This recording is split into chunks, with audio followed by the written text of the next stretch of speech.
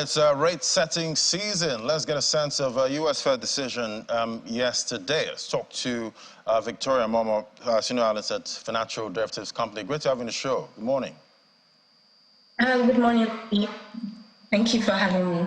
All right, talk to us of why you think the Federal Reserve decided to keep the interest rates steady yesterday.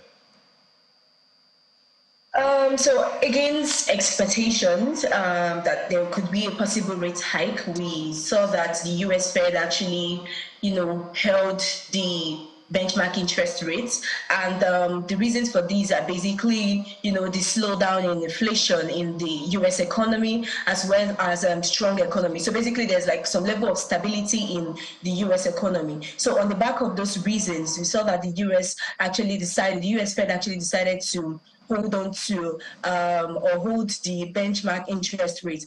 But one thing that most likely might interest you to note is that even though the interest rate was held at the current level, it's actually the highest in 22 years, and it has implication on the global economy and even the U.S. economy. And that is because, the U.S. economy is actually the largest economy in the world, and the dollar is the most tradable currency in the world. So we could see the impact of this high interest rate, reflect in, countries like Nigeria and other emerging markets that has, huge dollar-denominated debts, and that could increase, the debt service payment and also reduce the amounts that would be available for, these countries to actually use, especially Nigeria, would limit the foreign exchange that could actually be used to support the naira, and this would even weigh on the naira. We also have the impact of this interest rate on commodity prices, because most of all these commodity prices are actually priced in dollars. So there is an impact of the rates on these commodity prices. For example, oil. Prior to the meeting yesterday,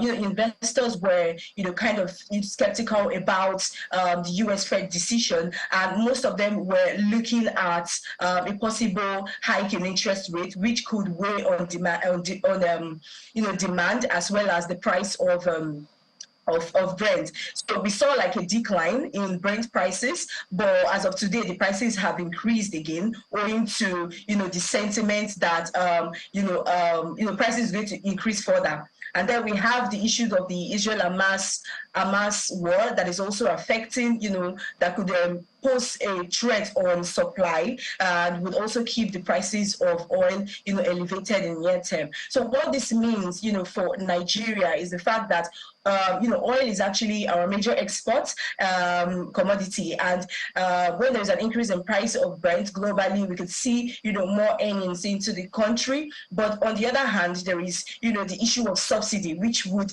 increase and even pose more burden on the federal government, and also weigh on the foreign exchange that could be used to, support the naira. Talking about supporting the naira at this point, how is this decision, impacting currencies in Africa and especially the naira at this point?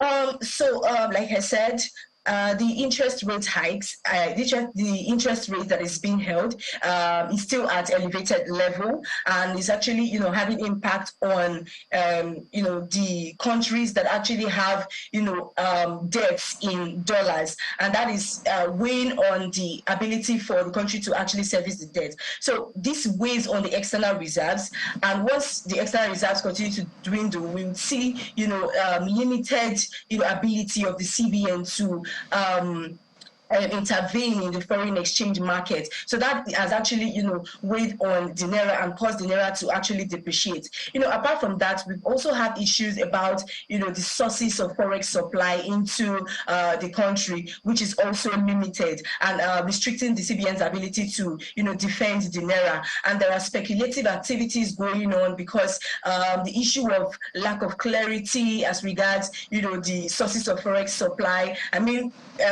few days ago, we heard that the federal government would get, $10 billion foreign inflows to support the naira. But I mean, it's a temporary solution, and most people have actually, returned back to normal because there is that, lack of clarity as to the medium to to long-term plan of how you are, willing to sustain, the naira. So that speculative activities coupled with forex shortage is actually weighing on the naira, and this is also impacting the domestic prices of commodities. We've seen, imported commodities, rising, like flour, sugar. They're rising because of the exchange rate pressures, and even other commodities are also, being impacted, especially, rice, beans. And this is due to the fact that there are logistic challenges despite the harvest season, which is expected to taper prices. So the inflation numbers would likely,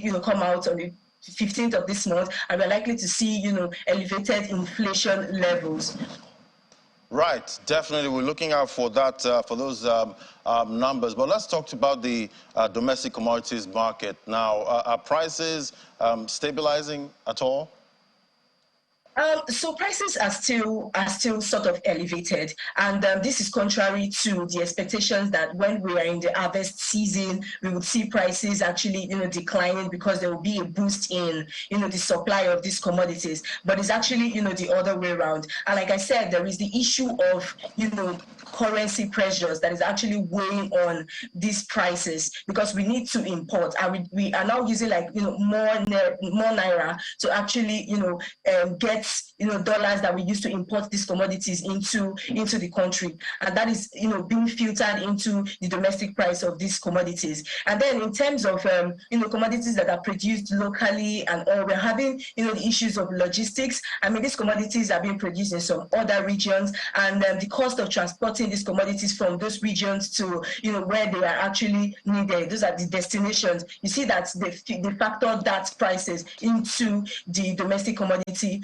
prices. But I would also like you to know that cocoa has also been facing challenges of production, and that is also going to impact Nigeria's revenue earnings, because cocoa is one of Nigeria's majorly traded agricultural commodity. Right. And this is due to the fact that production is declining in states like Ogun State. The weather condition is affecting it, so we don't expect like bumper harvests in those regions, and that is affecting the production, and it could actually weigh on the country's earnings from cocoa. Yeah, quite a domino effect there. Thank you so much, Victoria Momo, Senior Analyst, Financial Derivatives Company. Thank you. Thank you for having me, Ladi.